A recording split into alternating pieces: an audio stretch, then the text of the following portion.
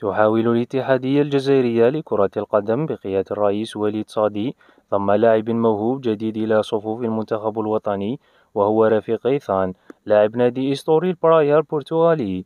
ويأتي هذا التحرك في ظل اعتزال العديد من النجوم المنتخب الجزائري مثل إسلام سليماني، رياض محرز، عيسى ماندي وغيرهم، مما يخلق فراغا كبيرا في الفريق.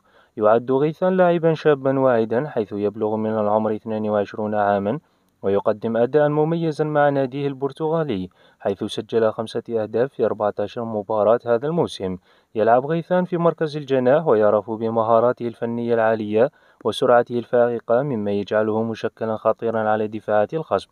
يمكن لضم غيثان إلى المنتخب الجزائري أن يعزز خط الهجوم بشكل كبير ويساهم في إعادة بناء الفريق بعد اعتزال العديد من النجوم. ويمكن أن تكون هذه الفرصة رائعة للاعب لإثبات نفسه على المستوى الدولي وتحقيق إنجازات مع المنتخب الجزائري. ولكن من ناحية أخرى قد يفضل غيثان التركيز على مسيرته مع ناديه البرتغالي، خاصة أنه يقدم أداء مميزا وله مستقبل واعد. في النهاية يبقى القرار بيد غيثان، وننتظر لنرى ما إذا كان سيحقق حلم الجماهير الجزائرية بارتداء قميص المنتخب الوطني.